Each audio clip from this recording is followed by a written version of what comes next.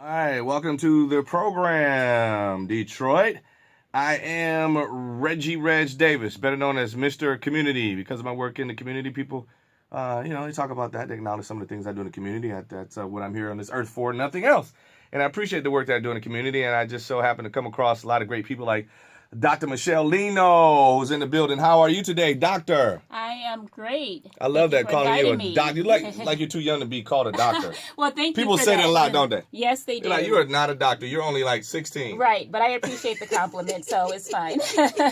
Wow, that is amazing. So, Dr. Michele Leno, you are a clinical psychologist or Yes. Yeah, I do clinical work. I am a licensed psychologist, and I provide therapy and consulting services. Okay, and so when you say clinical, help me out. Here comes my stupidity.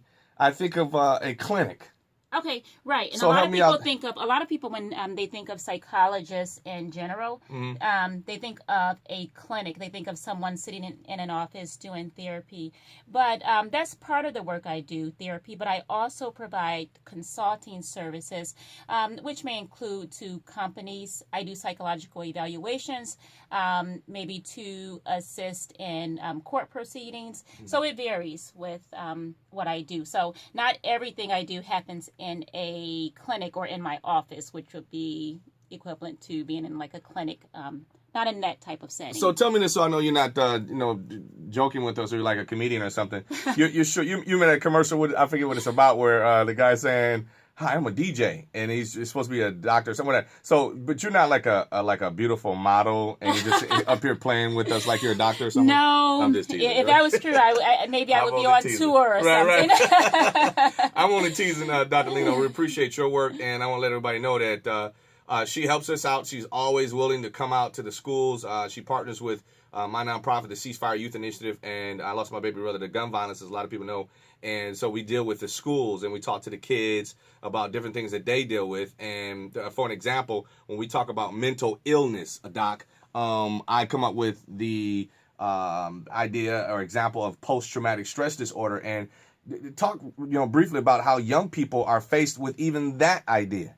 Right. So one of the things that happens with post-traumatic stress disorder, it's important to know what it is first. It is a type of anxiety disorder, but this type of anxiety disorder involves trauma. So there is either you witnessed, heard about, or experienced trauma. What is happening with even younger people, children, they are experiencing post-traumatic stress disorder, but it's not always diagnosed. What's happening is being at times misdiagnosed as ADHD. So if you have a child that has had some exposure to a trauma, or even you notice that your child is what you might consider overreacting to news stories or something that happened at school, you might want to have them checked out for an anxiety disorder or even PTSD.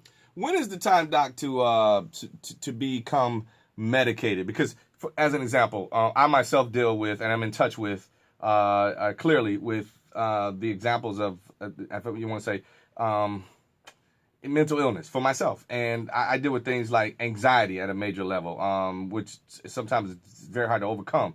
Anxiety. I've got some things. What's the situation? The phobia about being around a lot of people, agoraphobia, public places, stuff like that. So I deal with this, but I refuse to say that I'm going to take any form of medication. I try to do it the natural way and find it, because I truly believe that for every human ailment, God made a natural cure. So I try to look for all the natural cures to assist me with that. I do a pretty good job. But my question to you is, when should one really, consider being medicated? It's different for everybody.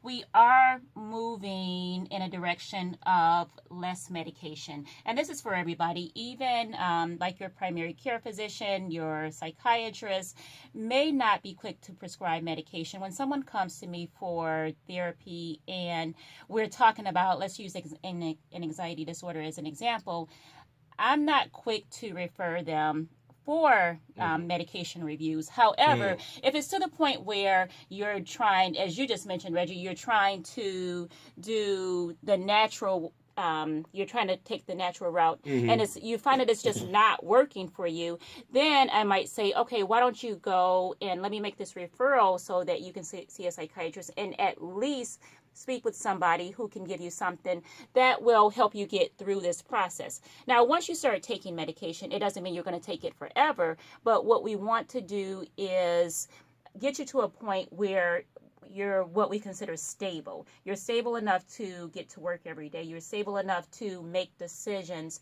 and you're not feeling on edge all the time, because no one wants that. So it's different for everybody. Some people are completely anti-medication, and I understand that. But you need to determine when it might work for you. There's other things you can do also. If, let's say you decide you don't want to take medication, well, you need to do something. So maybe you find that working out and having a regular workout routine works for you. Right. So if that happens, then do that. But you have to do something. You can't just say, okay, I'm not going to do medication, and I'm not going to do anything at all. I'm just going to live with this every day, because that right there really interferes with your ability to function and be productive. And that's not good for work. Yeah, and Doc, I would be remiss if I didn't mention this. Some people said, telling me I should ask you this. So when you talk about being self-medicated, when you talk about natural cures, we talk about marijuana. Right. What is your take when some people say, I tried these prescription meds, they don't work, but I've tried some forms of marijuana, even if it's not from the buds or whatever, but it could be from oils or different things, and they say that it works. Like I could say that I know how something similar to that helps me sleep better or something like that. What do you have to say about that?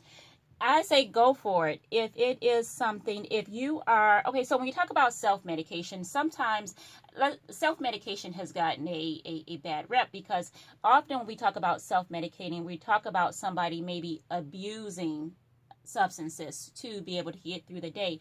But studies have shown that marijuana does help to alleviate anxiety. Now, does it mean that you're going to be productive if you sit and smoke all day, or if you sit and eat the cannabis products? That might not be the case, but I am certainly not. I am actually a proponent of marijuana used for those types of things. But you do have to determine when it's abuse. But you have to determine that with any medication. You might be taking a pain medication that has been legitimately prescribed, and you have to determine, am I taking too much of this for my pain? What's really going on? So that's with anything.